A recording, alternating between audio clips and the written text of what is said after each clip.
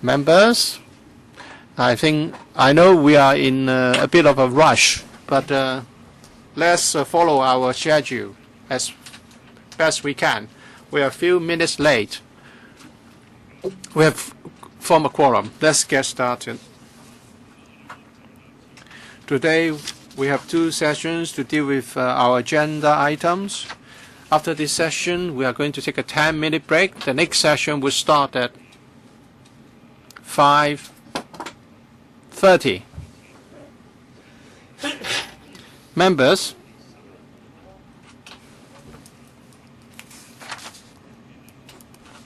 please note that we have two additional sessions at 8:30 on the 3rd of February and the 5th of February respectively, and also another two sessions on the 6th of February. The Secretary has sent you the new time scheduled on the 28th of January. Members, if you have any direct or indirect pecuniary interest in respect of the items under discussion, please follow Rule 83.8 of our Rules of Procedure and declare the nature of your interest before you speak. And please also pay attention to Rule 84 in respect of how you should vote in the event of a direct pecuniary interest. Item FCR 2014-1545. This is an item inviting members to approve an increase in the approved commitment for the Fisheries Development Loan Fund from $290 million by $810 million to $1,100 million for meeting the increased demand for credit facilities from the fishery trade, in particular fishermen who have been affected by the trawl ban. We have the following officials to answer members' questions. Permanent Secretary, Mrs. Cherry Ling, Mr. Christopher Wong, and Mr. Wai Kim Ming from AFCD, and Mr. Chen Kim Hong, also from AFCD. On the 23rd of January, the 11 members spoke on the item. Mr. Wu Chi-wai, for the first round, you have 5 minutes. Thank you. For every loan to be granted under the FDLF, it can be as much as $9 million, as set out in paragraph 3 of the paper. And it's said that for new vessels, they're supposed to help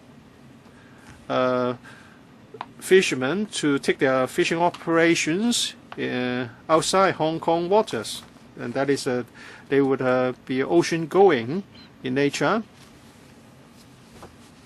But the administration, although in support of distant waters operation, there's been no study on the part of the administration on how this can be promoted.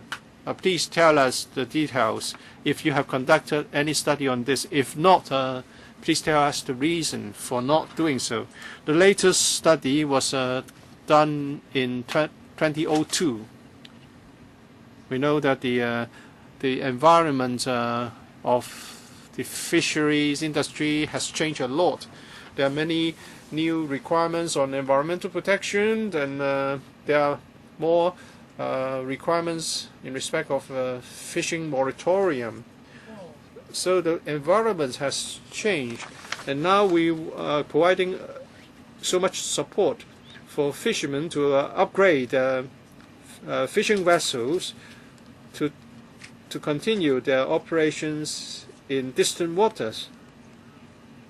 Well, we have to remember that this is not a gift. It's a loan and has to be repaid. If the prospect is not that good, the fisherman might have make a mistake by applying for a loan to upgrade his vessels. the pressure and the potential financial loss can be significant. So my question is, has the administration conducted any study into the prospect of this kind of operations? Permanent Secretary, Mr. Wong, Mr. Lai, Mr. Lai. Concerning Mr. Wu's question, let me first of all explain what we mean in paragraph 3. We are talking about distant waters. We are talking about South China Sea, where our fishermen go frequently. They are operating in these waters. They may go further, but basically we are talking about the area in the South China Sea. As for the global trend of fisheries industry, the committee, FDLF Advisory Committee, did look into this. In 2002, a report was submitted. The Council on Sustainability was of the view that if our vessels go to distant waters, for example, international waters or the other waters close to other countries, well, the risk will be higher and the conditions will be more complicated. So the Fishery Sustainability Committee did not think it worthwhile to invest a lot of money to promote fishing operations in those waters.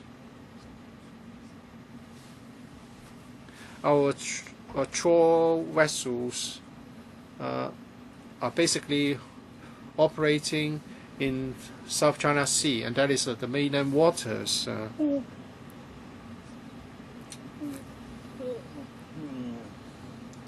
These fishermen have got years of experience operating in South China Sea, so they have gathered a lot of knowledge. They have developed a lot of knowledge about these waters. But if they want to access new fishing grounds, they may have to go further. But basically, we are talking about doing this in South China Sea. Mr. Kenneth Kwok, 5 minutes. Mr. Dennis Kwok, rather, 5 minutes. Well, this paper is about ensuring the sustainability of the fishery industry, and also to further reduce the impact on the marine environment due to the illegal trawling operations. The Civic Party supports this suggestion. If we want to protect the marine ecology and ensure sustainability of the fishery industries, then I must point out that the government is not doing enough in other areas. For example, under Cap E499, Section 16, in respect of EIA ordinance, that is this green document concerning the permit, EIA permit. It talks about protecting the marine ecology, and also how the assessment or the implications on fisheries should be assessed. And there's the need to mitigate the implications. And in the EIA report, the relevant information should be set out clearly. If we want to make sure that the fisheries industry is sustainable, and we want to minimize the impact on the environment. But the technical memorandum has not been revised since 1997, and therefore the requirement, the standards are outdated. On the one hand, you introduce the trawl ban, but at the same time you allow other marine operations to adversely affect the environment. So we end up with a net loss. 3.22 Roman 2 of paragraph 17 of the document talk about there must be an assessment on the impact, but this has not been revised since 1997. Will the Bureau be willing to review the technical memorandum so that we can do a better job in assessing the impact for the fisheries industry? Mr. Lai. Regarding the technical memorandum on EIA assessment, I think it's important. The important thing is to have the benchmark, a baseline survey. We have done a very thorough job in terms of the baseline survey. I believe the assessment is a very effective one. As I've said, the technical memorandum has not been revised since 1997 in respect of the methodology and the requirements. Is there a plan to update the technical memorandum to bring it up to date in the 21st century in the light of the new methods and technologies that are available now, so as to further improve the system? So far, there's no need to do any updating.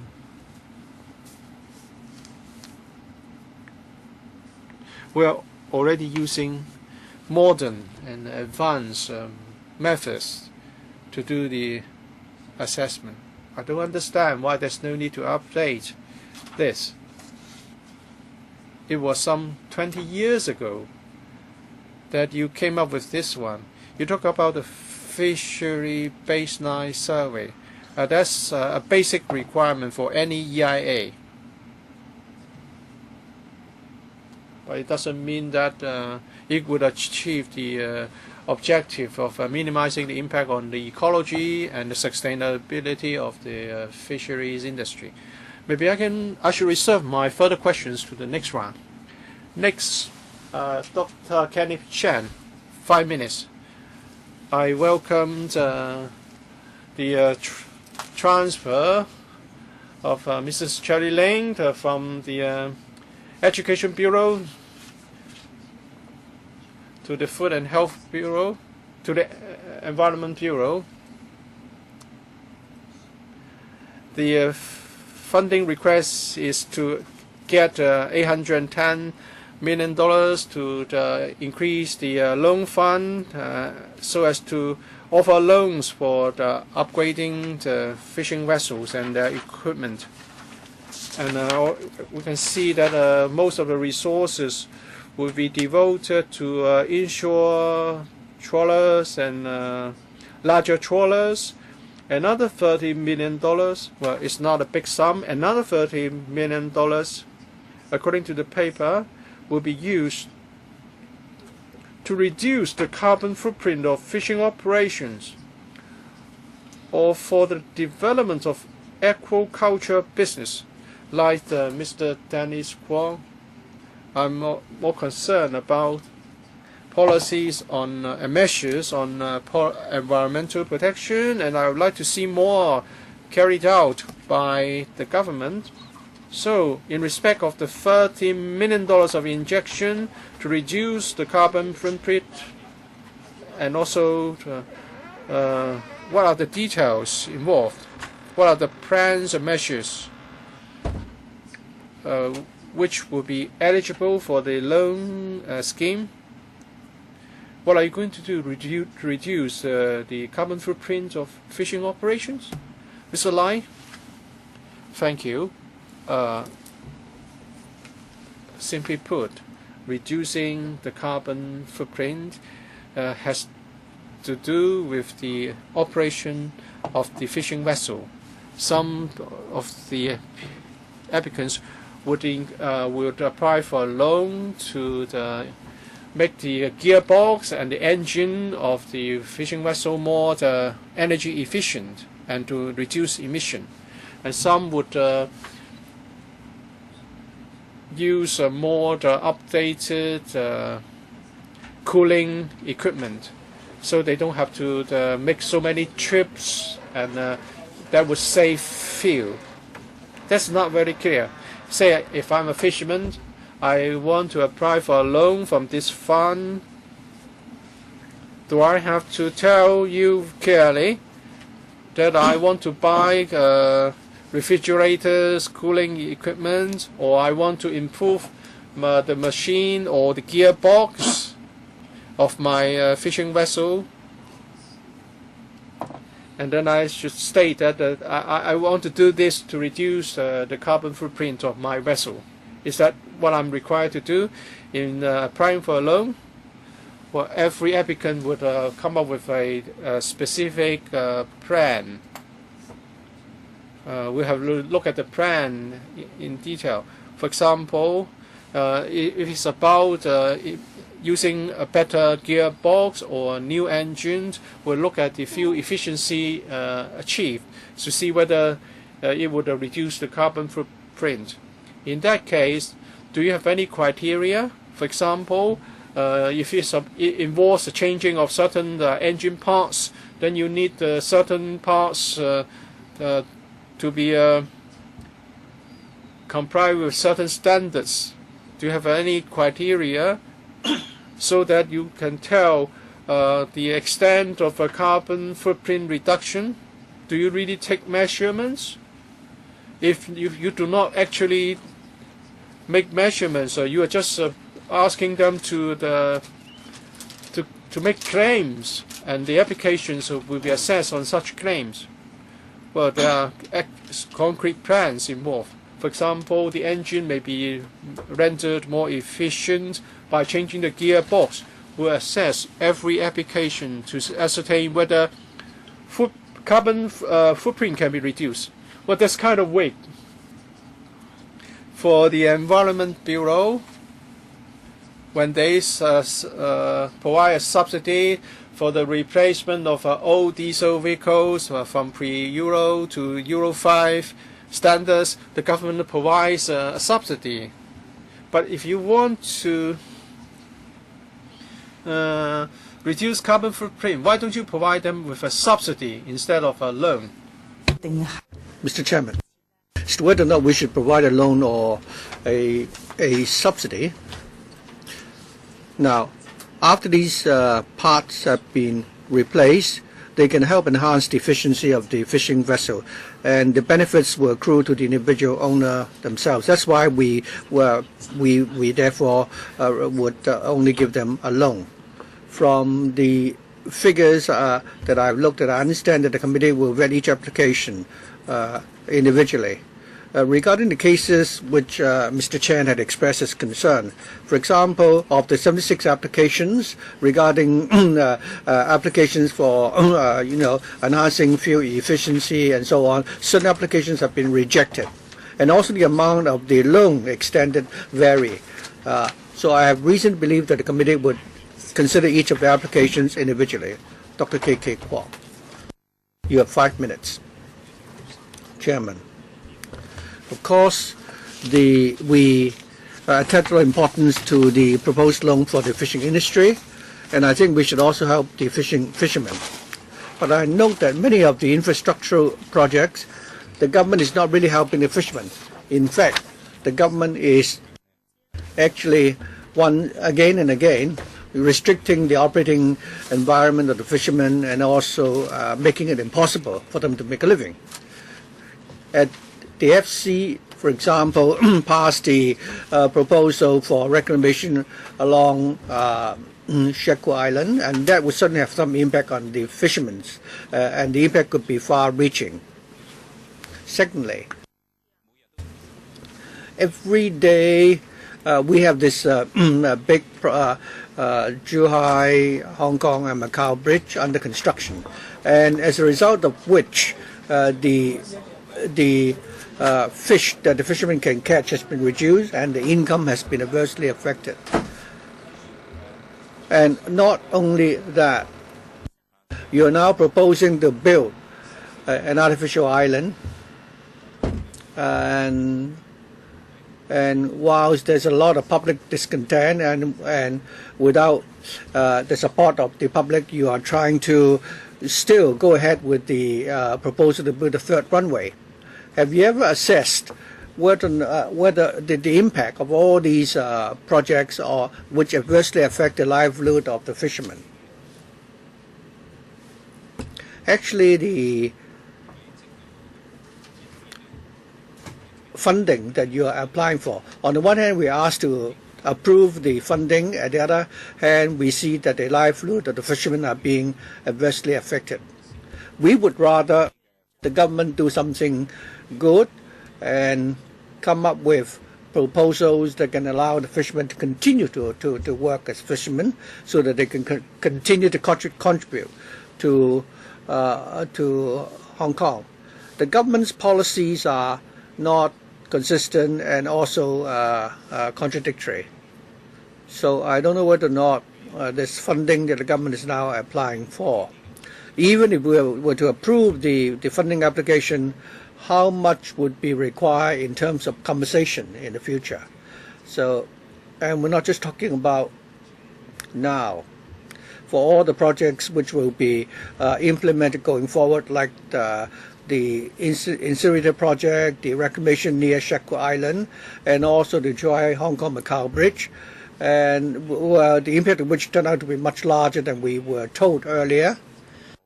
All these mega projects, plus the third airport runway, how much extra, funding will be required, and also how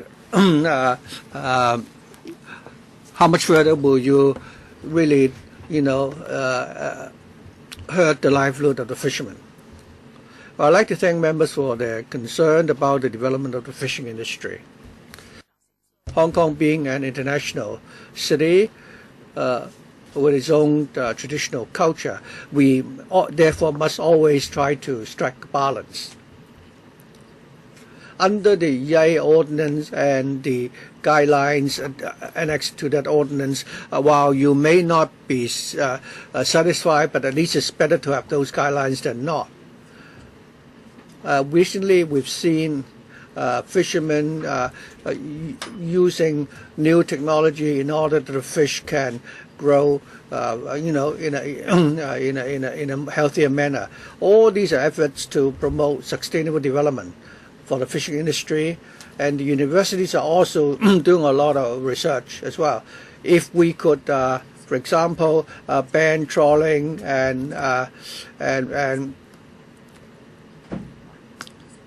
then 25 years from now, the fishery industry for Hong Kong and the amount of fish that can be caught would certainly be better than now by a margin of 50 to 70%.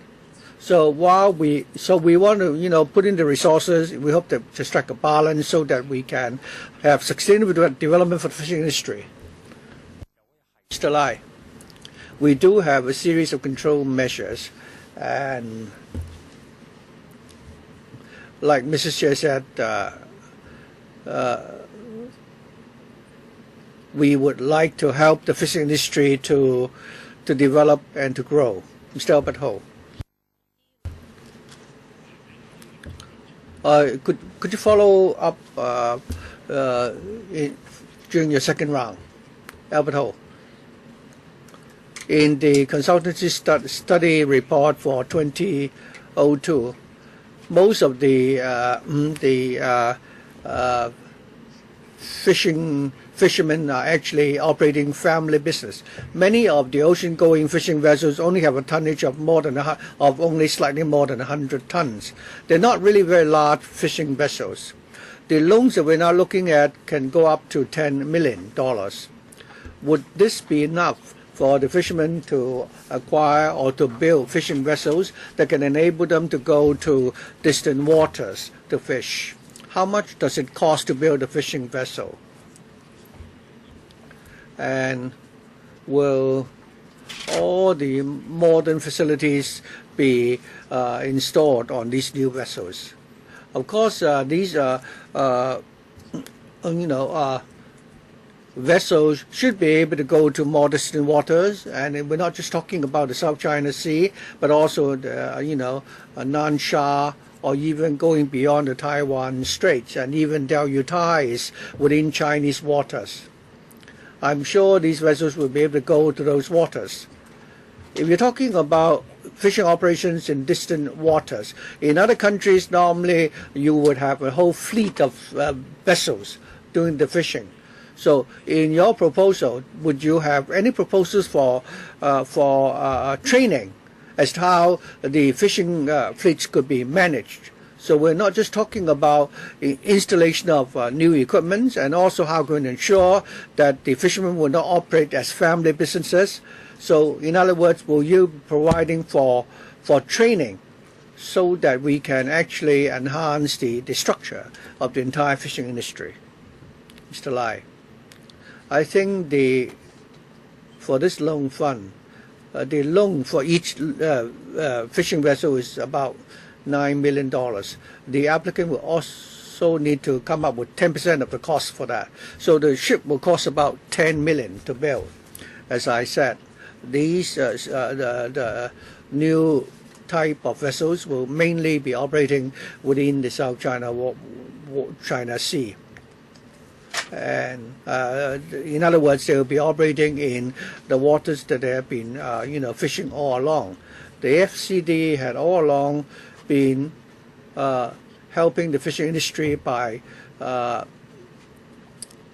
providing them with training to help them develop, by providing them with technologies and so on. I'd like to ask whether or not the funds would have to be spent on the equipment on the vessel. Could they use the loans to train the fishermen so that they can learn about how to manage a fishing fleet? And secondly, does it mean that for each vessel there will be a charge, namely if the fishermen, it will be a sort of a guarantee or a surety in case there is a failure to repay the loan. Yes, the vessel will be subject to a charge. At the same time, we have another fund for the sustainable development for the fishing industry. Under that scheme, we do not provide loans, but rather we provide them with subsidies so that we can the subsidies could be used to help develop, leisure fishing and so on. Under the AFCD, there are different funds and different projects to help the fishermen to develop the industry. So in other words, this amount of the loans extended will be used to either buy or to such vessels, or to, and as far as the development of the fishing industry, they can apply to through a different loan fund. Well, actually, it is because we have banned trawling, and in order for these fishermen who would like to stay as fishermen, we would need to provide them with tools that they can continue to do what they do in Hong Kong waters, and that's why the loan fund will enable them to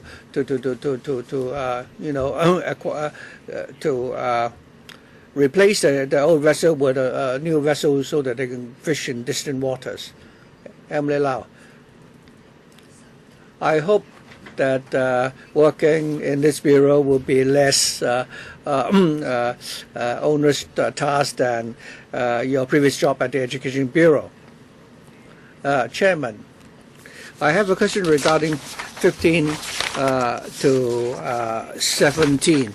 That is the owners of aged trawlers. We do have a number of such owners in Hong Kong, and according to your form, these owners shouldn't be older than 70, while we do not have any age discrimination. But for the fishing industry, we want them to operate like modern enterprises rather than like family businesses.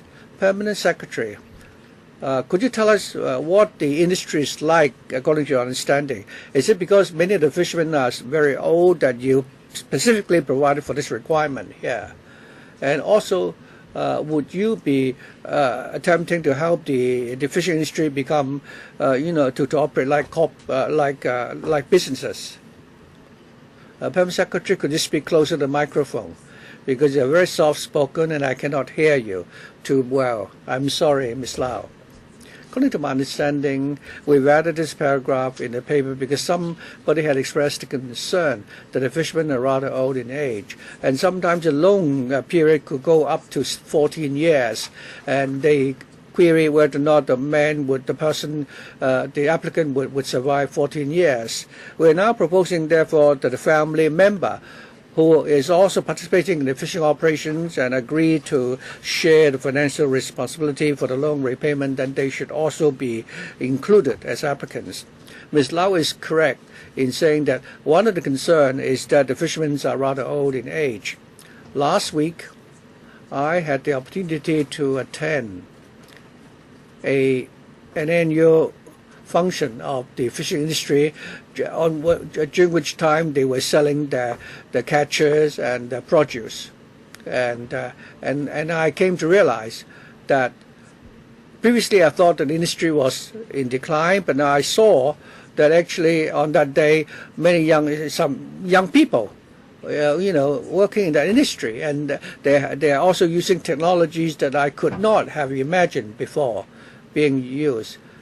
For example, previously there was a species of fish, freshwater fish, which was a lot of bones, and people wouldn't want to eat them. But because of with the help of technology, they've now changed it into a species which doesn't have a lot of bones, and now people can eat them. So the AFCD has conducted training, and such trainings are very well attended. And the number can run into thousands. For example, training people to develop their fish farms and so on, or the development of leisure fishing. 580, guided tours have been organized. Permanent Secretary, basically I'm talking about the development of fishing industry.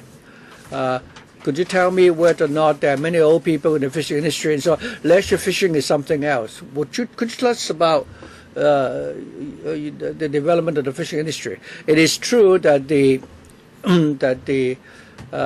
most of the fishermen are getting older, but I've also seen many young people who are leveraging or using technology and come up with new products. And I think, do you have any figures, Permanent Secretary? Mr. Lai.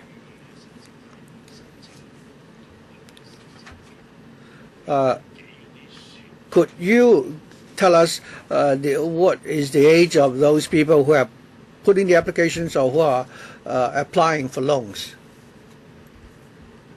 Regarding the age distribution of the applicants, the range is quite large. Some would be in the 30s, and while there are also those in the 60s. The loan period is for 14 years. There's less than 10 cases for which the applicant would be older than 70 after the 14-year period. There are many applicants who are in the 30s and 40s. My question is whether or not you have any policy to encourage more young people to join the fishing industry, and also to encourage the industry to operate like businesses rather than family businesses. The Permanent Secretary heard my question, but she was telling us instead about new species of fish which would not be so bony. Well, for example, we provide training for how fishermen operate computers and so on, radars as well. More than 1,000 fishermen attended those training. We hope that they can, incorporate modern management techniques and also to help the whole industry to operate like modern businesses. Mr. Wuchiwai, 3 minutes for your second round. Well, during the first round, I heard that the administration has noticed that in the distant waters, fishing resources are also becoming depleted, and that tends to be a global trend. That is, in the neighboring countries, they are also setting restrictions to protect their own fishery resources. I believe that the challenge faced by the fishing industry going forward will be very large, even for near-shore fishing. Could the government tell us how much do you know about the fishing resources in the near waters? And China has now adopted a moratorium, and so fishermen can only operate for 10 months in a year. How has that affected their operations? 係有冇個評估？都想聽下呢一點。We also assess the economies of scale and the benefits of all the resources that they have invested into helping the fishing industry.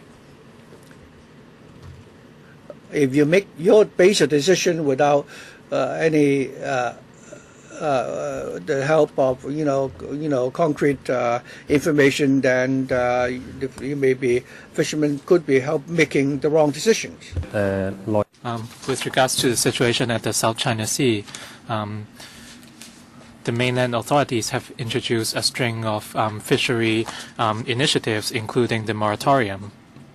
And they also adopted a dual management approach, and they controlled the number of fishing vessels as well as their growth rate.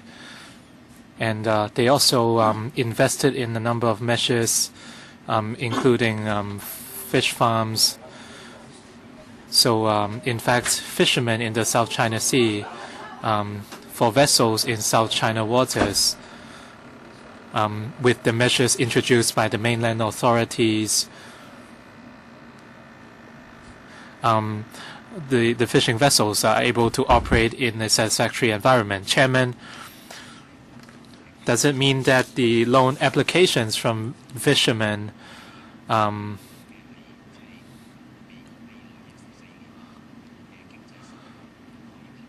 would be comparable to their economic gains in the next 14 years? In other words, will fishermen be able to obtain or earn enough to bear the costs of the loans? In the past,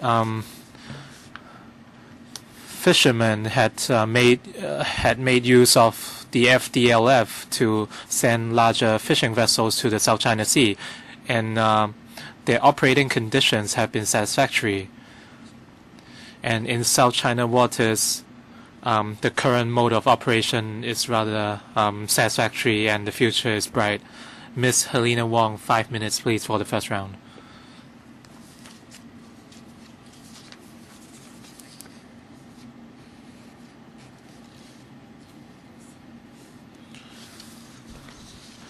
In 2002, there was a consultancy study, and in paragraph 7, the report proposed the mode of development for inshore trawling, both in the short, medium, and long terms. But after that, there have not been any further updates.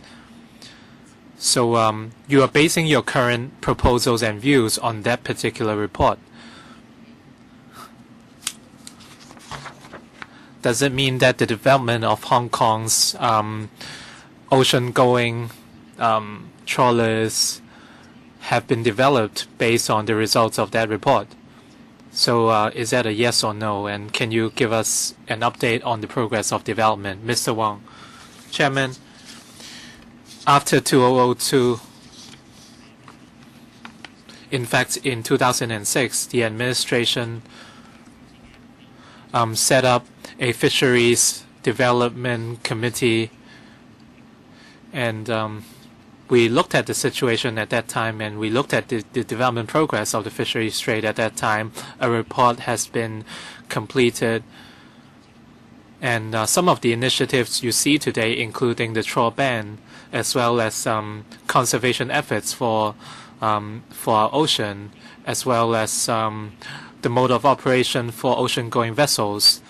A lot of our current initiatives are derived from results of the report in 2006. Perhaps, Mr. Lai, you can go over the details with us. I think the results of the report were very clear. First of all, we have to conserve local marine resources, and second, we want to help our local fisheries trade modernize and enter a new age of technology. The government had introduced a trawl ban and moratorium, and one of the goals of the FDLF is to help ship owners reach South China waters in order to reach new fish farms. Ms. Helena Wong. Right now, for inshore trawling, there isn't much room for development. And right now, with the trawl ban,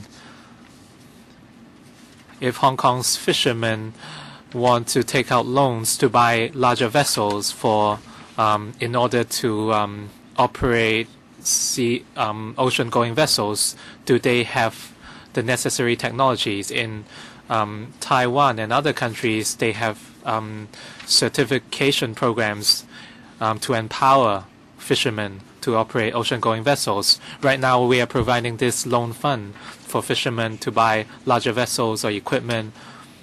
Does the administration or the AFCD have any relevant training in terms of the operation of ocean-going vessels? As I mentioned just now, these fishermen mainly operate in South China waters, and this is a familiar environment for them. At the same time, in the past, the AFCD has provided a lot of training courses in terms of technology, radar, safety training. We have provided a lot of training courses for these fishermen. Thank you, Chairman. How many fishermen received such training, and what is the age distribution? Do you have such figures? If not, you can provide them later. First of all, in terms of figures, in the past, over 1,000 fishermen took part in our training courses, and I don't have figures on the age distribution for now, so can you provide those figures later? Ms. Helena Wong. So you have invested a sum of money. How many young people do you expect will be interested in entering the ocean-going vessels trade? Mr. Lai, please. We looked at the new applications. We have received over 80 of them, and many of them were submitted by young people, for instance, those aged 30 to 40. Thank you, Chairman. Mr. Kwok Wing Hung. 3 minutes, please.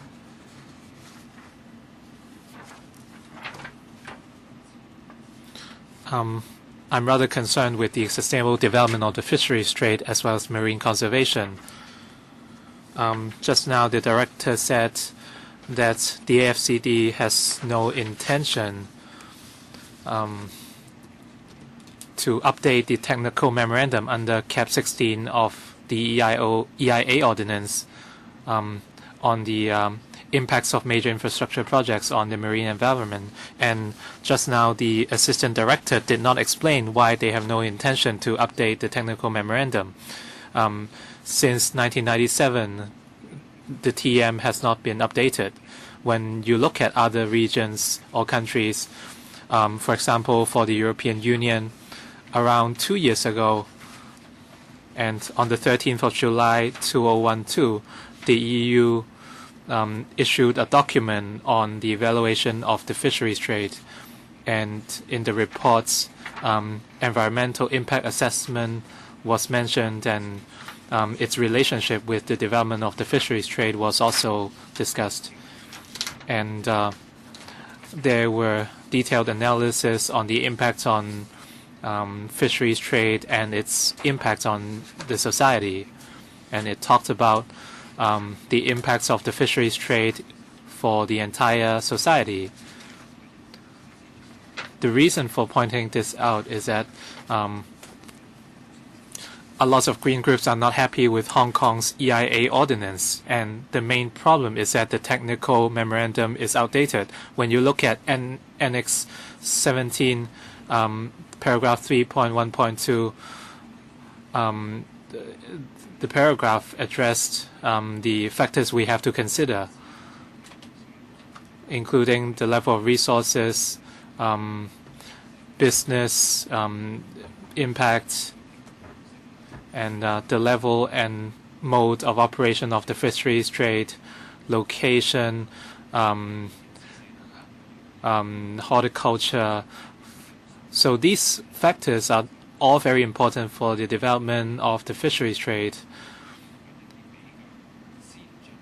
So as you can see, a lot of countries and regions are adopting a more up-to-date approach. So would the AFCD consider updating the relevant parts under the technical memorandum for EIA ordinance? So the development of the fisheries trade is not just about money, it's also about protecting our ocean and our environment. So we hope the DAB would also support updating the TM under the EIA ordinance. Would anyone from the administration address this question? Deputy Secretary, thank you very much for the question. I've not read the ordinance you mentioned, and the factors you mentioned really depend on the wording. And we would relay your comments to the Environment Bureau.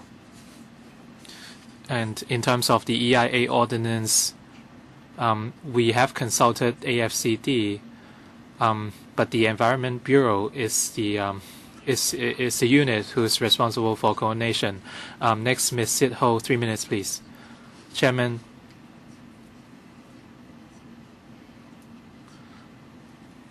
last time I talked about an independent Fisheries Development Committee commissioned by the government, and they have shared information on the conservation of marine resources. And Mr. Stephen Ho was even more concerned than the administration. And in the reports, they mentioned that they want to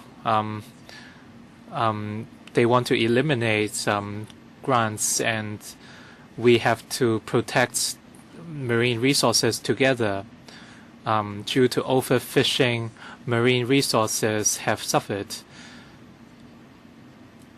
And according to documents from the committee, the administration said grants would be provided for local vessels to source new fish farms in the mainland.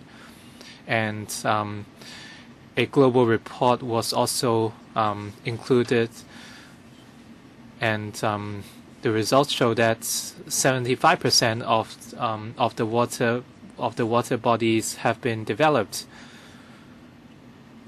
So my question is, in the South China Sea, where many of our ocean-going vessels will go, is it a region of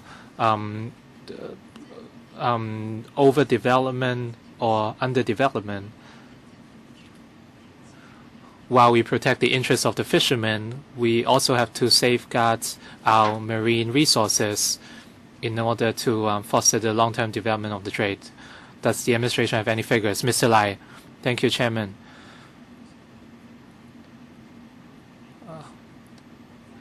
With regards to the South China Sea, the mainland authorities have comprehensive measures in place, and they would continue to adjust their management measures for the South China Sea. For instance, they would limit the number of fishing vessels and place restrictions on the engines of the vessels. In specific, the horsepower of the vessels. And this is to ensure that marine resources would not be depleted. And for the moratorium, the mainland resources have done a great job in monitoring the regulations. And according to a study conducted by China, the horsepower of the fishing vessels in Hong Kong have exceeded the acceptable limits. Can the administration provide the relevant figures? Any follow-up? Any response? If you don't have the figures on hand, can you provide them later? Apart from the trawl ban, in 2012, we introduced a legislative amendment to limit the number of fishing vessels in Hong Kong as well as their horsepowers. And we introduced a registration system starting from the middle of 2012. Mr. Stephen Ho, 3 minutes, please. Mr. Albert Ho, please. Apart from an upgrade in the vessel specifications, we need a lot of knowledge in terms of ocean-going vessels, and we also need a lot of people. Ms. Helena Wong talked about the extra personnel deployed, and for each vessel, apart from operators in the machinery rooms, we also need a number of fishermen to operate the boats. According to the fishermen, a lot of mainland workers have been hired in recent times, and a lot of vessels would recharge their fuels in mainland waters because the fuels are cheaper over there.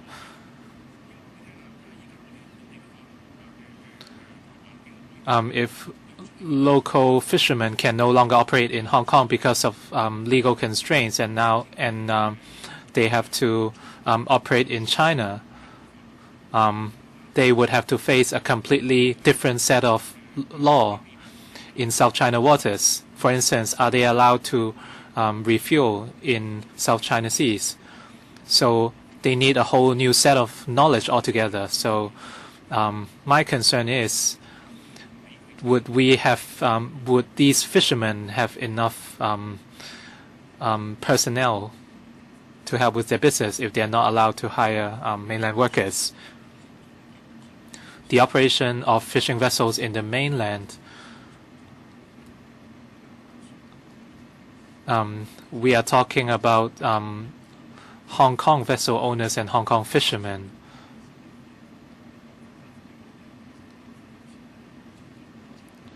A lot of vessels which operate in South China waters have hired mainland staff.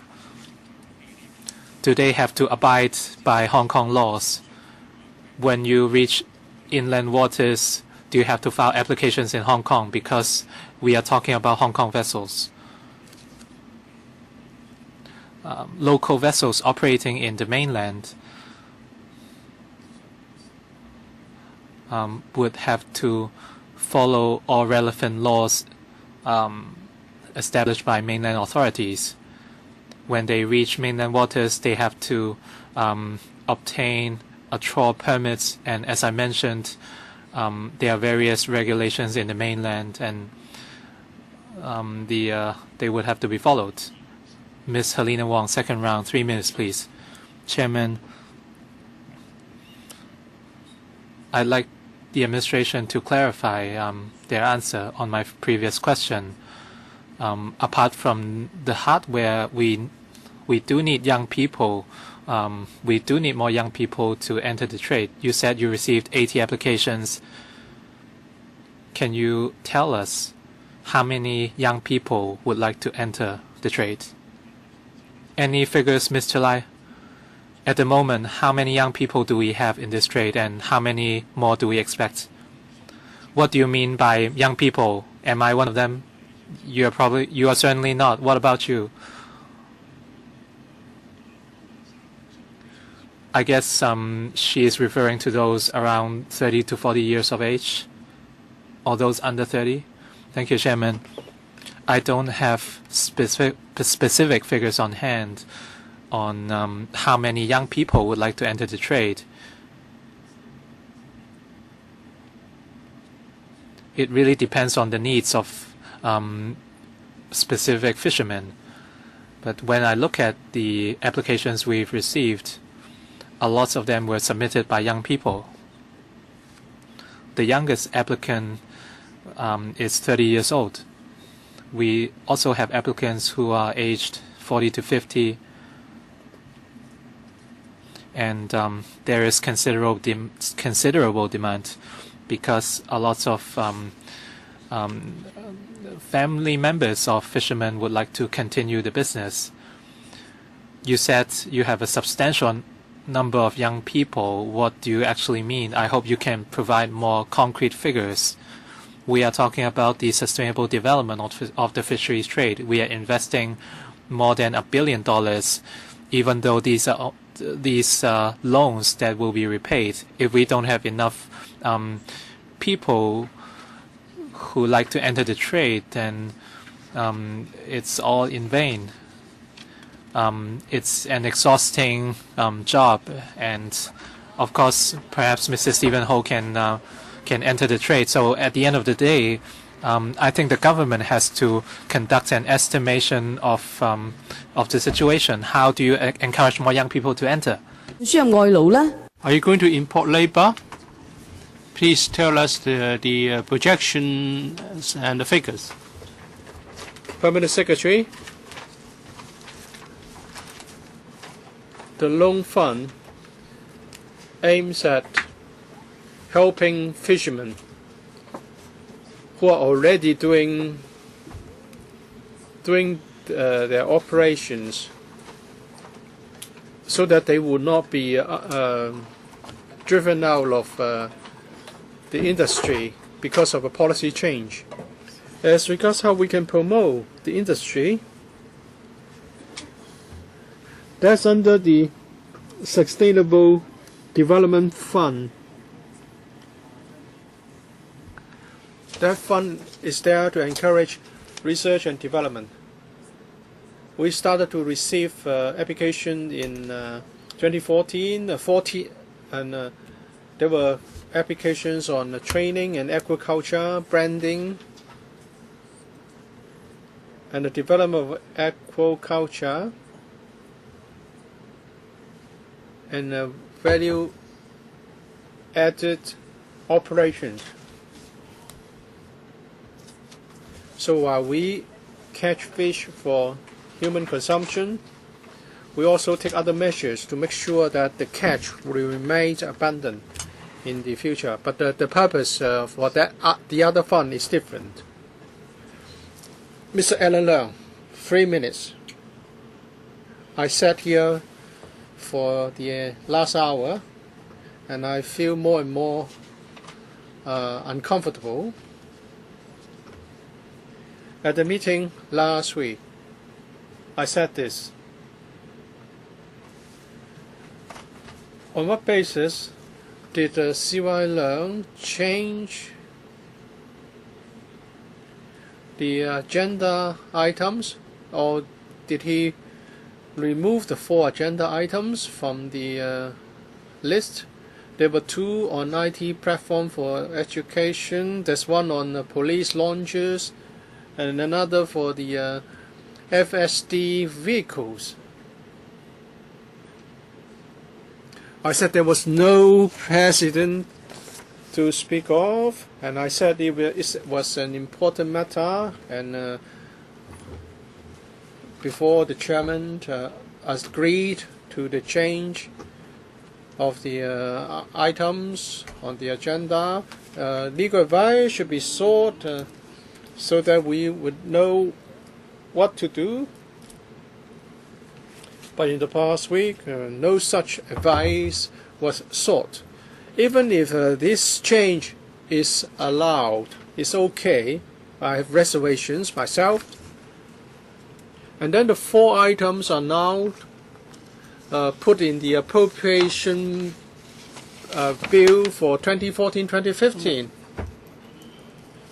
or 2015-2016. The funds will not be approved immediately.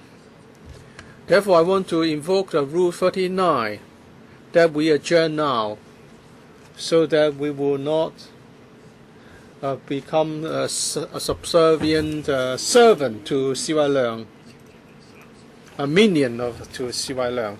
Mr. Alan Leung proposed a motion on adjourning the meeting.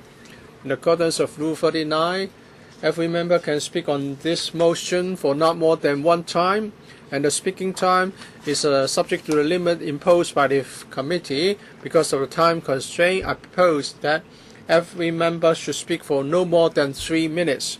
Please press the request to speak button if you want to speak, members. Mr. Alan Leung.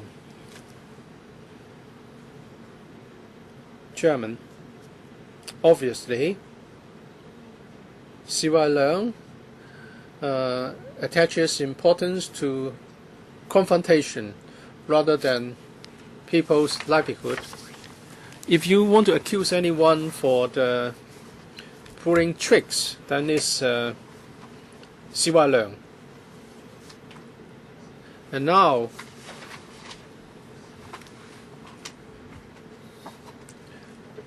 he wants to introduce this political UBW in the form of a new bureau so that he can give political rewards to his people. How can he then ask we to shelve the items on the IT platform for schools, the police launches, and the crash fire tender for FSD? If anyone wants to blame this committee, I think they should blame C.Y. Leung. This council is a legislature that acts as the goalkeeper on behalf of the public in terms of scrutinizing public funding. We should not just do Mr. C.Y. Leung's bidding as he wishes. Well, we don't have any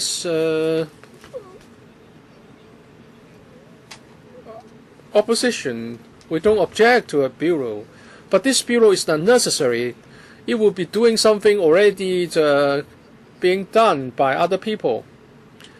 Under the heading of innovation and technology, an important component is communications. But communications will remain part of Mr. Gretzel's portfolio. 2.5 years ago, C.Y. Leung became the CE. He wanted to do this, but he failed. And now, halfway through his term, he wanted to reintroduce the application. So, is this really about the winning the argument rather than doing something useful? He just wants to create a post for the sake of winning the argument, and at the same time, he has sacrificed livelihood-related items. So I hope members can support my motion and uphold our integrity. Dr. Kwok K. Well, this is not the first time we take up the integrity issues with the government. In the PWSC, the government wanted to get some unpopular and unnecessary items passed, such as reclamation or items that would sacrifice our environment, and the white elephant projects costing us 100 to 200 billion dollars. We asked for a reshuffling of the items. He wouldn't do it, and we also wanted items important to our livelihood to be discussed first. The government said no, and in this committee the same has happened. The government is trying to get items which are not important to our livelihood passed.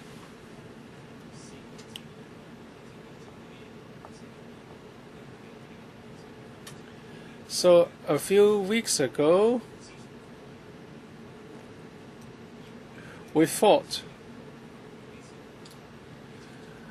the item on IT equipment for schools, police launches, and FSD, the crash fire tender, were needed, and the government did not follow its own rules, and those items were taken away, and it insisted on getting the new bureau approved.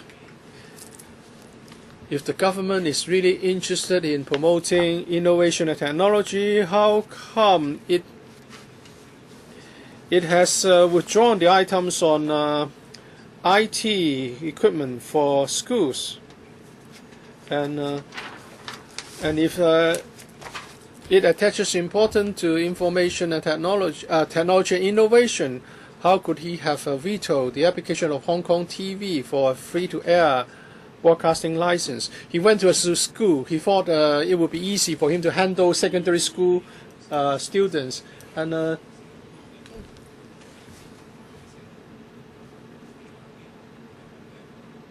he was criticized by the students, saying that the attack on undergrad university magazine showed that he did not respect people's views. And he said that the Form 6 student said no one in Hong Kong would trust C.Y. Leung. Now you say you want to promote innovation and technology.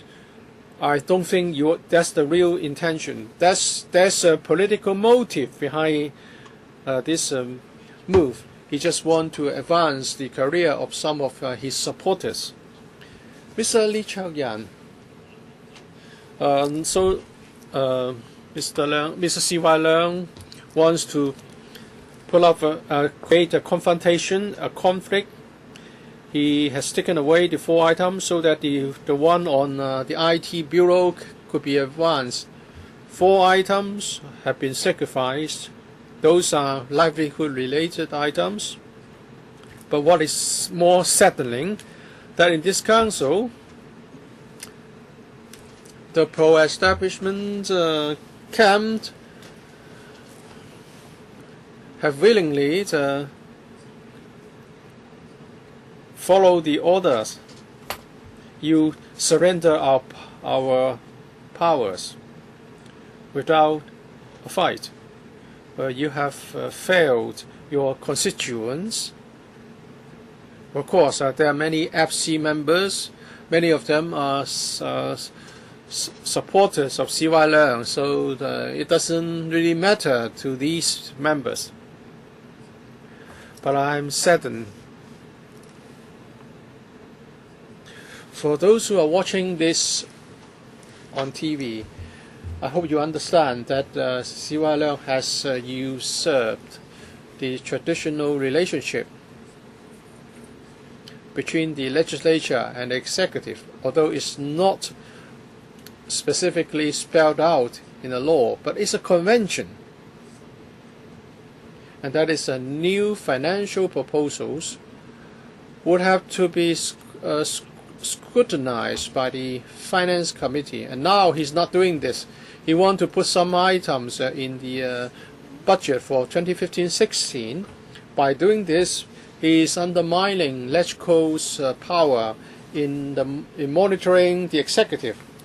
Imagine this, with the new appropriation bill, when we discuss the new budget, you have 45 minutes to ask questions of each bureau. If we cover old items, how can we cover new items? For FC, we can have meetings lasting more than 10 hours. But if it's done under the budget exercise, we have 45 minutes for each bureau, and we have to cover both old and new items.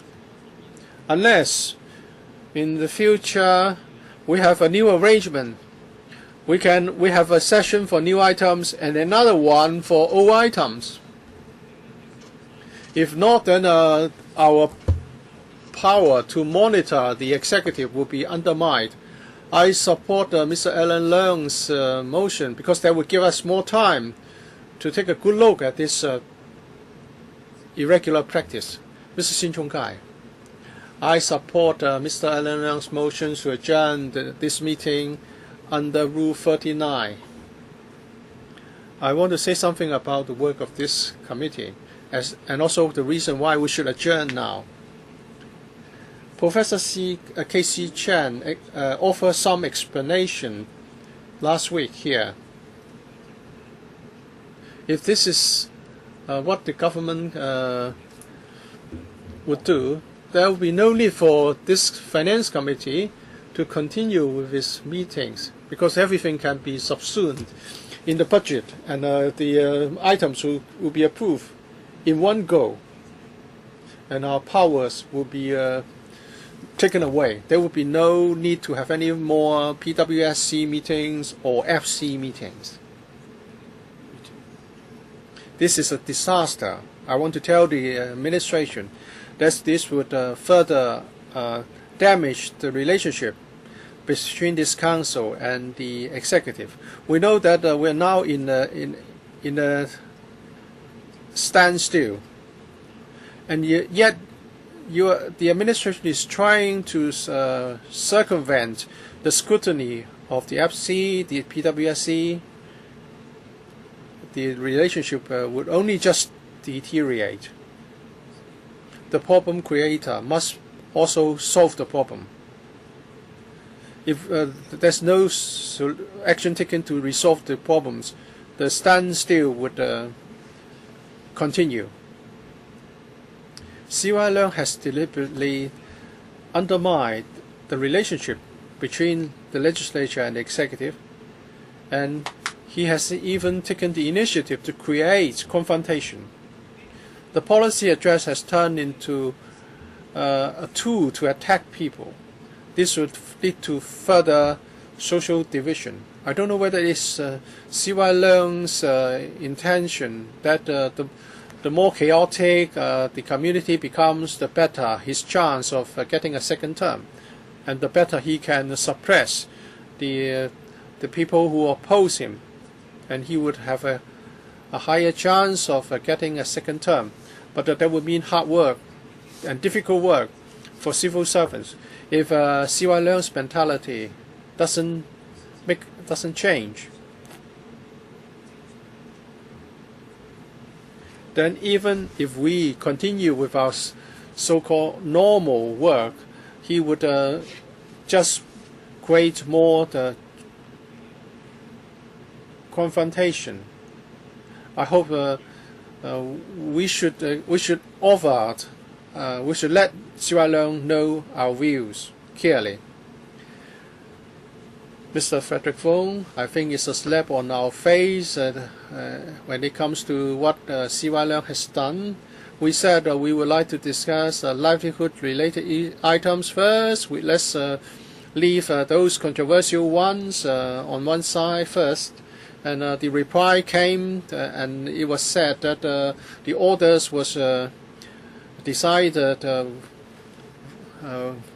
with good reasons, and no change will be made. After the item on the civil service pay adjustment was approved, the administration suddenly withdrew 4 items, and the 4 items were said to be incorporated into the project. This arrangement would mean that this council would not be given a chance to scrutinize and review the applications for funding. And what they are doing is very different from what they said that they should do. They don't even keep their promises, and they don't do what they said would be important. It's up to them to say whether something is important or not. If we follow this arrangement, well, they are very frank about this. They want this item on the IT Bureau to be discussed out of order, and they want to advance it. They want to disrupt our work procedure. Chairman, you should be the one who is angered the most, because he doesn't show any respect to this council. I cannot accept this practice. I support Mr. Alan Leung's motion. I think we should act in accordance with our wish, and that would only be right to show that members should be respected. Thank you, Chairman. I'd like to express my support for Alan Leung's proposal that we should adjourn the meeting. On the 16th, when we endorsed the several items, including the salary revisions for civil servants, we have planned to approve the 4 items which have now been taken out from the agenda. Before the 23rd, however, the government, proactively took out those 4 items, and then after they've been taken out, they would only be approved after April. So the government has delayed the passage of these 4 items. We have among the 4 items, we have the items for the IT, project for secondary schools, replacing the 18 marine vessels for the Marine Police, and also replacing the new, fire engines, and so on. Of course, we understand why we need to replace the new crash fire tender, and we have come to realize that this is to be deployed in the airport, and the R12 crash fire tender has now been in service for 8 years. It's about to be decommissioned. Even if we were to approve this item last week, then these they could only be delivered in 2017 and can only be commissioned after 2 years. So the advantage of such crash fire tender is that they can operate under adverse weathers and at the airport, and it can also travel at 80 kilometers per hour, and still, spray foams to put out fires, and the range could be up to 90 meters. In other words, even when there is an accident involving a major aircraft, the fire could still be put out. I'm worried that in the next few months, if there should be any incident happening at the airport, we'll be blamed. So the government has actually ignored such dangers and taken out such items. Actually, this could have been approved last week, and now it has to wait for 2 or 3 more months. Why is the government doing this? Is it because we don't want to simply turn a blind eye to such potential dangers? Other than slapping you in the face, Mr. Chairman, they're also slapping the whole community in the face. Emily Lau. Thank you. I speak in support of Alan Leung's suggestion that we should immediately adjourn.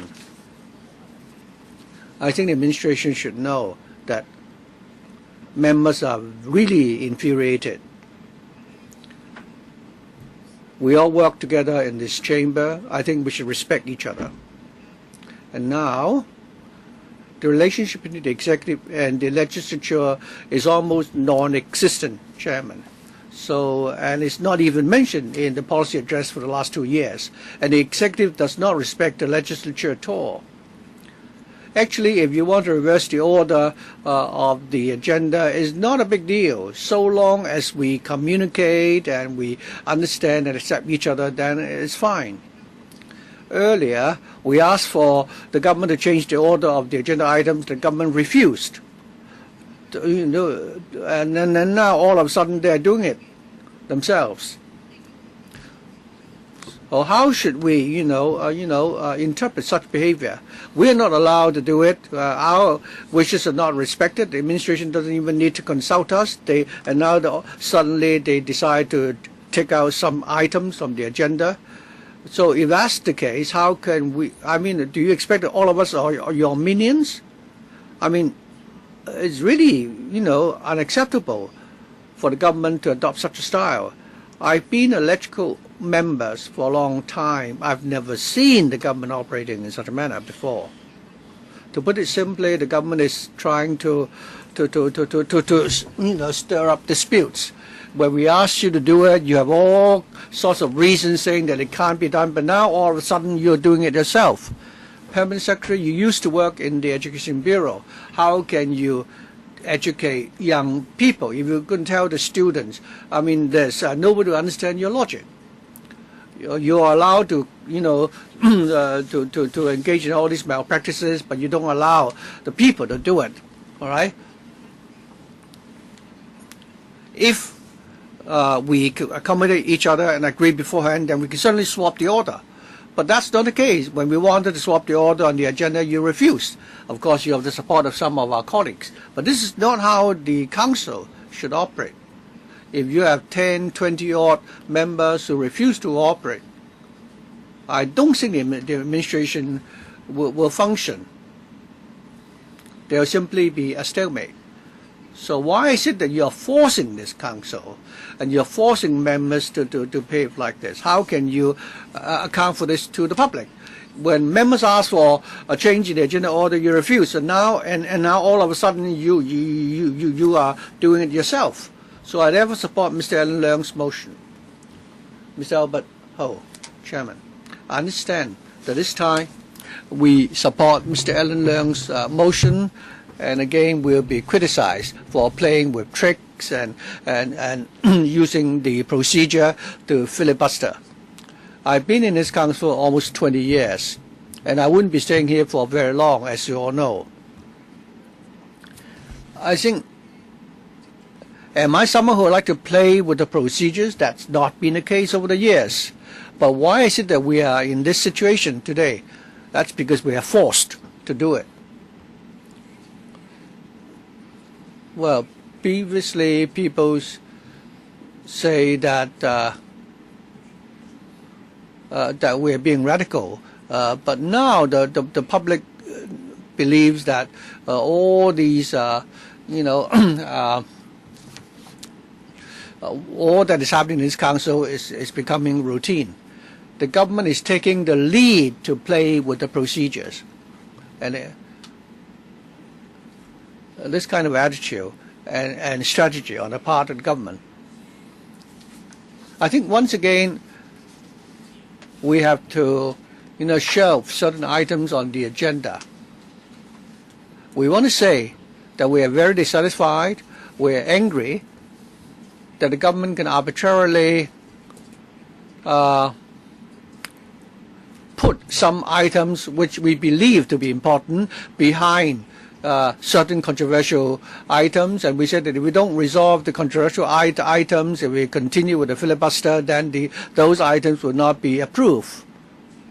But this time, certain agenda items may not be very urgent or important, but we still believe that they are related to public livelihood, and all of a sudden they've been taken out from the agenda in order that we can pave the way for the setting up of the ITB. And we all know that all of us have great reservations about the ITB, and I will elaborate on the reasons why later on. Well, this is because the government doesn't have good justification. The CE himself doesn't have the credibility. He doesn't have the mandate to arbitrarily, change our political structure. Even if I myself do not oppose to the idea of setting up the ITB, but I'm sorry, this shouldn't be something to be done by CY Leung. But he is forcing it upon ourselves. He knows that there are 20-odd members in this council who strongly object to the proposal and will be against the government exploiting the majority to force it through this council. Mr. Leung Yiu Chung, Chairman, I'm one of the members who had once who had been a councillor, who was a councillor before 1997. At that time, although the relationship between the executive and the legislature was not very good, but nobody really had said that the relationship between the two was really very bad. After the handover, the last two chief executives had talked about how we can improve the relationship between the two. But during this term of the CE, I've never heard a CE ever saying, suggesting how we can improve the relationship between the executive and the judiciary. My guess is that he doesn't really, want to do it. He doesn't regard LegCo as an organization that will monitor the performance of the executive. He wants us to be a rubber stamp and do whatever he says. When he first stepped into his office, he would ask us to pass the item on old age allowance. It was approved by the FC on the 26th of October. It is our custom that if this has to be something has to be approved, we have to first discuss the item at the relevant panel. That was the welfare panel. On the 16th of October, the panel was first constituted. We only had 10 days. And in between, we had the Chongyang Festival and the Sunday. And the CE said, never mind, we are forced to simply pass that item. There were more than 200 applications, individuals expressing the will on that item. And we simply didn't have enough time. And he told the whole community that if we did not approve the item on the 26th of October, then the disbursement of the allowance cannot be backdated. We asked him why. He said there is no such precedent. He could simply go against a principle like that and ask us to do something that we shouldn't have done. Of course, with the majority being pro-government, they would of course listen to CY Leung. Objectively, this council has been turned into a rubber stamp like today. If you want to, change the agenda item, he can do it. He can ask for more meetings to be called, and he can do it. So it's not us monitoring him, but rather he's leading us around the nose. And we are asked to do whatever he wants us to do. So what is the purpose of having this council? On the other hand, we should be monitoring his performance. He shouldn't be actually telling us what to do. But this is exactly what is happening today. No wonder he never talked about how we can improve the relationship between the executive and the legislature. He never has that intention. At this stage, we have to tell him that he simply cannot do this. Mr. Gary Fan, I think the credibility of the government depends on whether or not it follows procedure and whether it is willing to actually talk to LegCo and come up with policies, the formulation of which would require the government to incorporate public opinion, so that when the policies are being launched, then before they come to the FC, there would have been sufficient discussion so that it wouldn't be so controversial. If the government want to play with tricks and rely on procedures to force LegCo members to do what it wants, then the relationship between the executive and the legislature simply is impossible. The government needs the credibility, so does this council. Mr. Chairman, we should not be told what to do, and if the government want to add more meetings, and we will add more meetings. If we are asked to change the agenda order, again, we'll do it. I think we have the prerogative to do that ourselves. Ms. Albert Ho said that we need to protect the interests of the fishermen. But if this is such an urgent item, then the government should have, said so, before they took out those 4 items. I've worked at the Sai Kung District Council for such a long time. The fishermen in Sai Kung, when they want to switch to leisure fishing, it wasn't the government which helped them, but rather they actually, initiated the change themselves. They did not rely on loans like what the government is proposing this time. So I think for the government to arbitrarily change the order of an agenda and advance the item for the IDB is really problematic, because it would not be possible for us to play our role in monitoring the performance of the government. Our dignity is also being hurt. Mr. Chairman, did you hear certain noises? Just now, I heard Mr. Wong Ting Wong clipping his nails in his seat. After I returned to the toilet, he's using a file to saw his nails. What sort of dignity do electoral members are? I think the pro-government councillors should have to maintain their own dignity. You talk about our filibustering, but you also need to clip your, toenails. Mr. Tam Yu Chung, as the chairman, I think you should, comment about the integrity of your party members. I think this is going to be a laughing stock, for the people of Hong Kong. When you talk about our filibustering, he was also clipping his nails at the same time. When we talk about dignity for electoral members, it doesn't mean that we should do whatever the government tells us to do. So, Mr. Wichiwai, thank you. I think colleagues have already spoken about the change in our agenda item and the arrogant attitude of the administration in doing this. I support Mr. Alan Leung's proposal that we should adjourn our debate on this item, because in the document itself, the government has not really addressed consider the problems pointed out by the report of the Committee on the Sustainable Development of the Fishing Industry, including the point that there is a need to restrict the number of new vessels joining the industry because there is an overcapacity. There's already excess capacity. And therefore, under the circumstances, should we allow new fishing vessels to join the industry? So the whole issue is very complicated. But now, we're only talking about, increasing the funding because there are more applicants coming forward. But the government has not explained to us, refer to the problem pointed out by the Committee on Sustainable Development for Fishing. We will be participating in the Doha discussion on the sustainable development of the fishing industry. And also the challenges facing the development of the fishing industry throughout the world, and there could be many changes. But we do not simply have the basic information, and the government has not really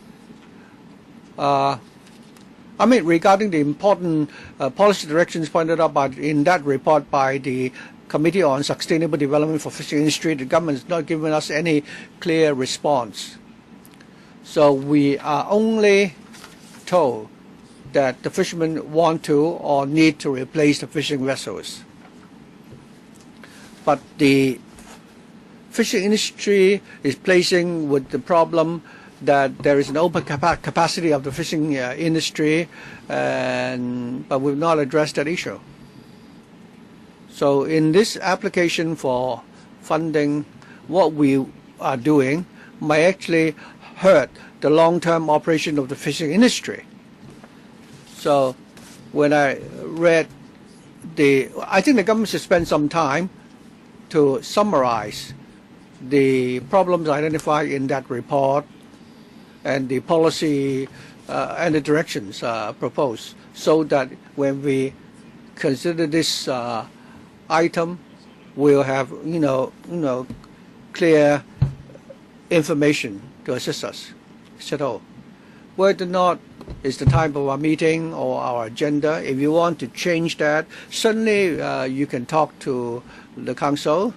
The Democratic camp are willing to cooperate with the government on specific issues or items. I think, Chairman, you remember that after the 9/11 attack, there were no insurance companies which were willing to provide insurance coverage for our international airport because the compensation sought may be too huge. But if there was no insurer for our airport, it wouldn't be able to operate. So at that time, the government gave us a very short notice. It was actually less than 24 hours, and the FC of this council was required to convene a meeting to discuss this special item. It was also a very controversial item. The proposal was for the Hong Kong government to be the insurer, and our reserves at the time was estimated to be able to pay one round of compensation or slightly more than one round of compensation, namely more than 1,000 billion. And we didn't have a lot of reserves at the time. 2 rounds of compensation would wipe out our reserves. However, electrical members were willing to attend that meeting even though they had less than 24 hours notice, and also to discuss this item. And it took us about an hour or so to arrive at the consensus that we agree that the government should be the insurer. Otherwise, the airport would not be able to operate. But for the ITB, where is the urgency here? Why is it that CY Leung is delaying the items for IT education for students and also the fire safety and the airport as hostage, and he arbitrarily chooses to take out these 4 items which involve public livelihood and insert this item for the ITB onto our agenda instead. Our CE is someone who would like, conflict and struggle. He's looking for, conflict every day. I think a normal person will start with things which are easy to accomplish before those which are more difficult to accomplish, and then we can discuss them, slowly. But our CE apparently would not be happy if nobody would quarrel with him on any day. And now he's ignoring 4 very important items, and he insists on approving of getting the ITB item approved. Mr. Wong Kwok Hing. Thank you, Chairman.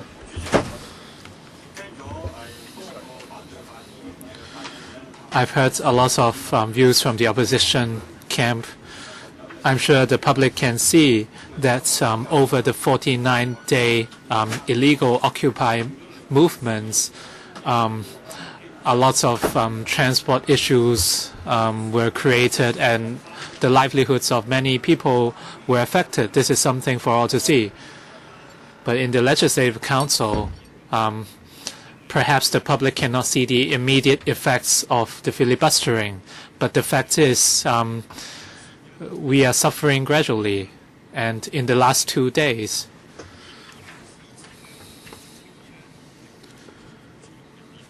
and we've already secured the support of the fisheries trade.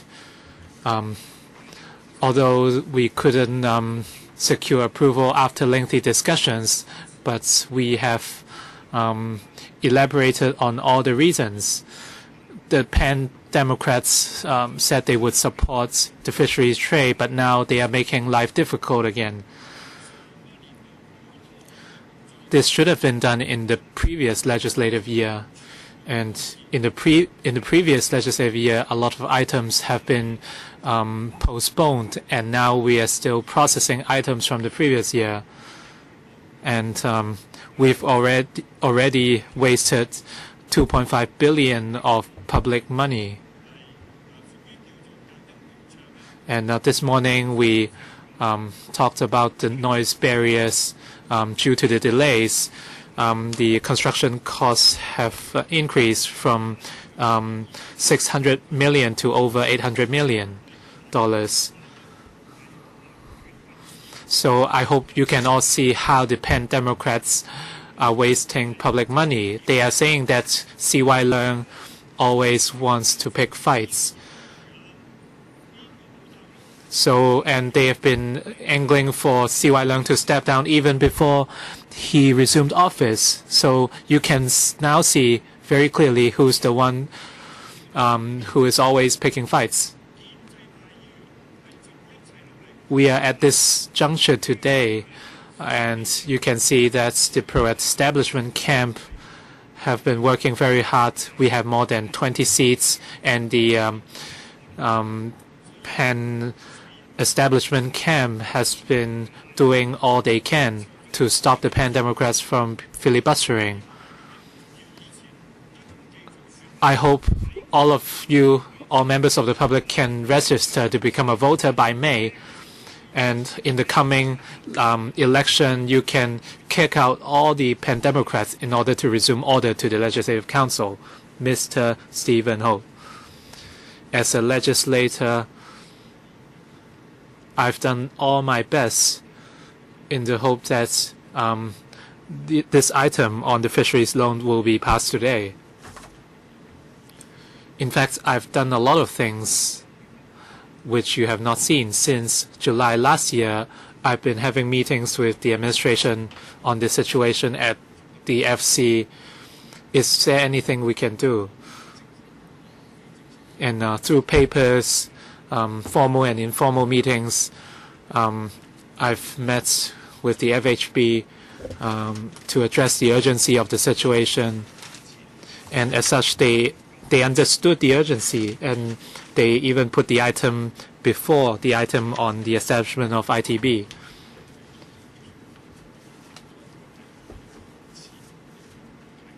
The government said they could not put this item on the FC agenda till now.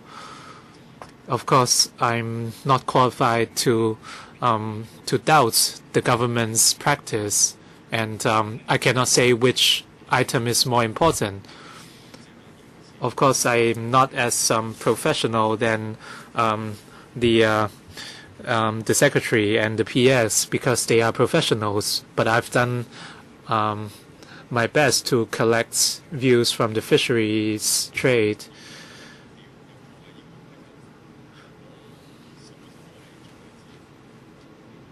I think the accusations that the administration is holding us hostage is really a reflection that a lot of people are dissatisfied.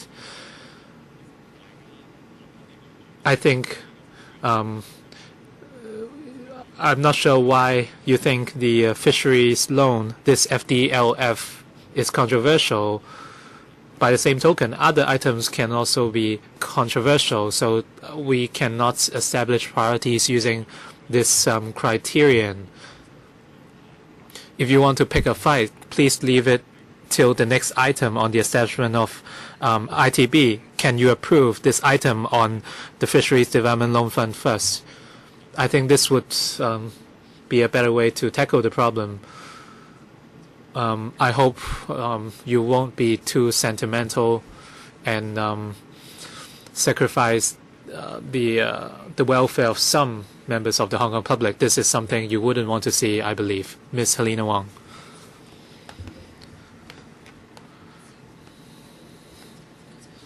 Chairman, our governance mode and political system are problematic. This is the core of our problems. Our executive and legislative units have great conflicts. Some members criticize the Pen Democrats for filibustering, but we are talking about a legislator from the functional constituencies. This system has been in place for a long, long time. If we have real universal suffrage, then functional constituencies would be cancelled. Can you bring forward this item for discussion? Once we cancel all functional constituencies, everyone can run for election on a fair basis. And at that time, we won't have so many legislators with vested interests. Mr. Wong Kwok-hing has been criticizing us heavily. One day, if we no longer have any FC legislators, we will have a level playing ground for everyone. Right now, we are heavily biased towards institutions with vested interests.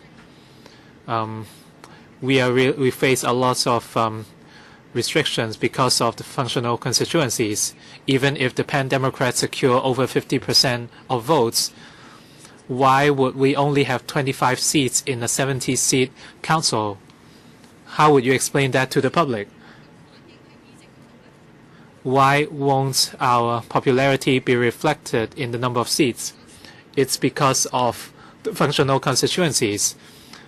This system has existed since the 1980s, and perhaps they will still be here by 2020.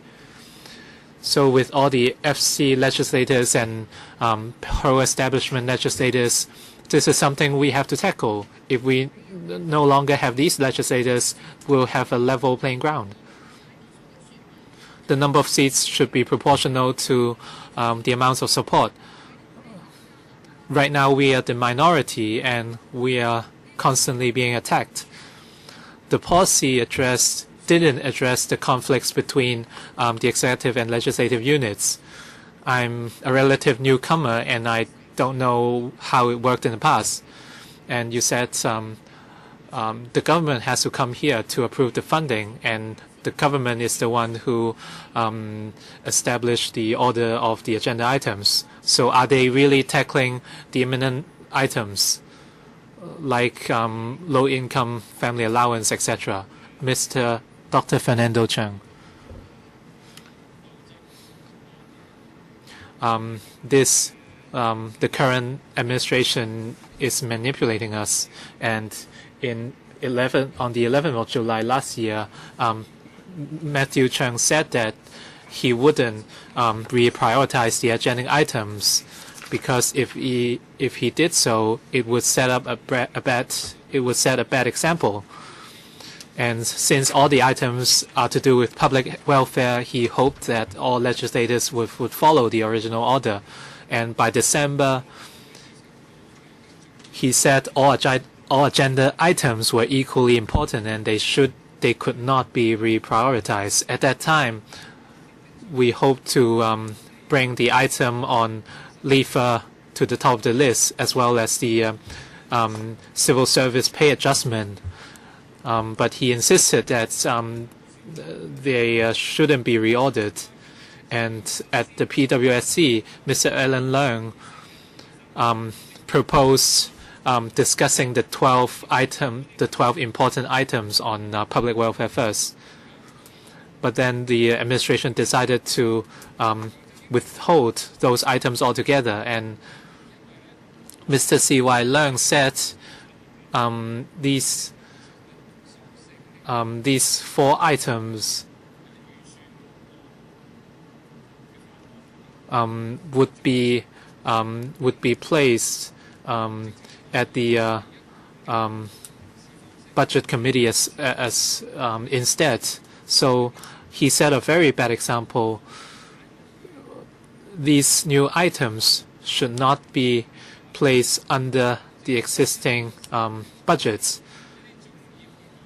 In the future, when the government has more new initiatives or measures, we wouldn't even have the chance to discuss these items. Even if we get to discuss these items, they wouldn't have to address our questions before they get it approved. So this is a very unsatisfactory practice. So who is the one who is playing around with the rules? Who is holding us hostage? I urge the pro-establishment camp to remain dignified. The Legislative Council has its role to play, and we have a job of gatekeeping and monitoring the government. The administration has to be held accountable to the LegCo. Why do we have to bear with them? So I do agree with Mr. Leung's motion that we should adjourn the proceedings. Any other comments from members? Mr. Albert Chen. Recently, Wong Kok Heng tends to leave the room after he speaks. He said that the pro-democrats have been aggressive. If you talk about aggression, no one can beat the Communist Party and Chairman Mao Zedong. And more than 70 million people have died because of the power struggles. The casualties are even higher than the casualties of the First and Second World Wars together. So if you talk about power struggles, when you look at the umbrella movement, you look at the collusion between the triads and the corrupt police, you can look at where those red ribbons and blue ribbons came from. So when you talk about aggression and who was responsible for Lam Bun's death years ago, so who would be held responsible for his death? And even the people, the culprits, got to be recognized. So the Communist Party members dare not step forward. So this is a great disgrace. Coming back to the agenda, Mr. Stephen Ho said he has done his best. But in the past, he had never voted in favor for similar motions in the past on adjourning the proceedings. A lot of delays. He had never voted in favor of these motions. You did not come through, but I heard what you said. As far as C.Y. Leung's governance is concerned, management is an art. Management is not about threats. You have to solve conflicts between people. Mao Zedong once said, in order to testify truth, you have to prove it with action. Words are not enough. But for C.Y. Leung, it's only empty talk, and what he said could not stand up to tests. You have to solve the conflicts between people and between different classes, and C.Y. Leung has done nothing to tackle these conflicts. Ms. Claudia Mo. Thank you, Chairman. Of course, I support Mr. Alan Leung's motion. Before, when I wasn't very familiar with C.Y. Leung, he said he hoped the LegCo would support the administration's work. So I didn't pay a lot of attention at that time, and I just thought he had good intentions. And I agree that we should join hands in terms of policy making. So, for instance, for political reform, they said we can discuss, and now you can see what the results are. The government is reprioritizing or taking away the agenda items that they like. At the very beginning, the government insisted they could not be moved or reprioritized, and they would not give in. But all of a sudden, they decided that these 4 items can be taken away. And they said it's okay. They could be included in the budgets. They could be included in the appropriation bill. This is a big problem. Even if it's approved, you have to wait for the budget to be enacted, and we are talking about 4 months or even half a year. If you casually move these items, this is a very dangerous precedence. On what grounds are you moving these agenda items? As Mr. Alan Leung said, the government is moving the items as they like, and they do not justify it. And they were saying that they don't want to bother the councillors, but where in fact they are the ones who don't want to be bothered. When you look at the situation at ATV,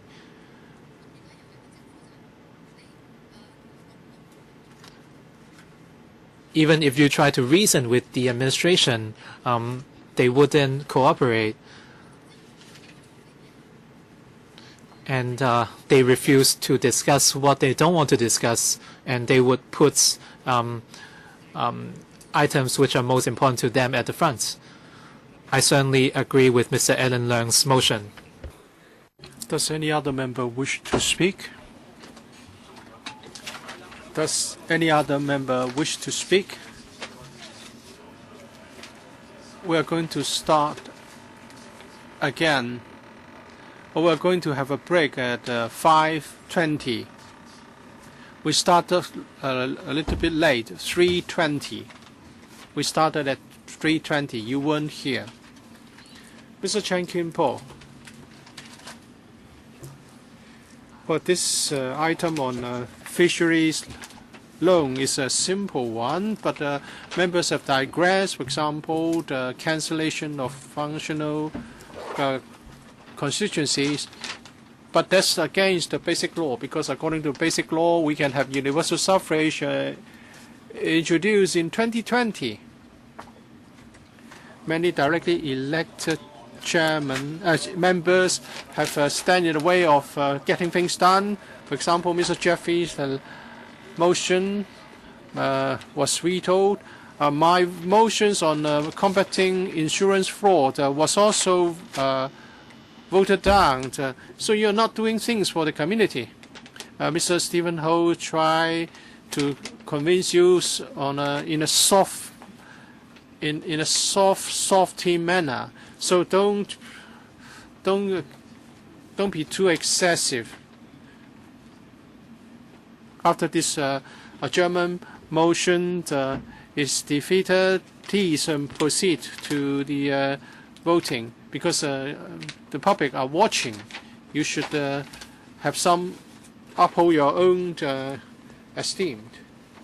Well, originally I didn't want to speak. I support the establishment of ITB.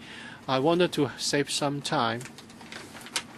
But I've been thinking about different things from different perspectives.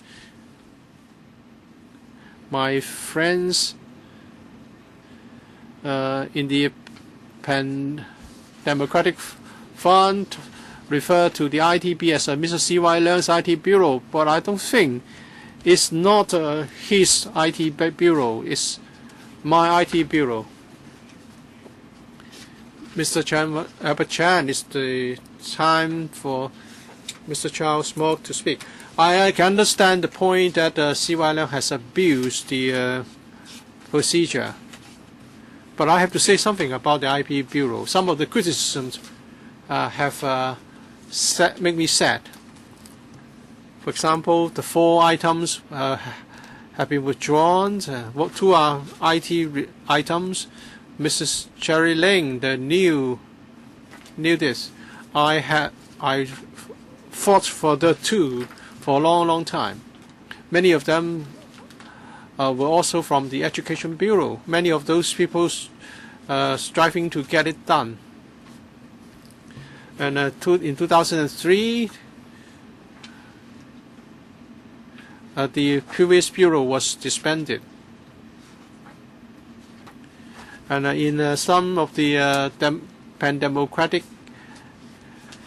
camp and the parties, some of them are IT people.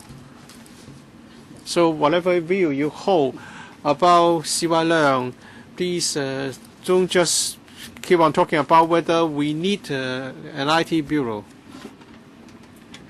Now, at last, we have this. We only have this chance to get the bureau established. So we are out of luck here. IT bureau to me is a livelihood issue. It's just like the civil service pay adjustment or the loan fund for fishermen, because it would mean that the development of innovation and technology and job opportunities for young people.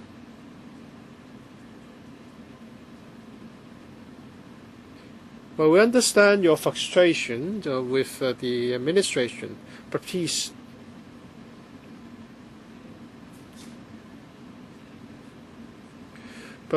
don't exaggerate and talk about other principles. Well, Dr. Helena Wong, of course, I'm in favor of abolishing FCs, and then we can set up the IT bureau, then we will have no disagreement. I now adjourn the meeting for 15 minutes.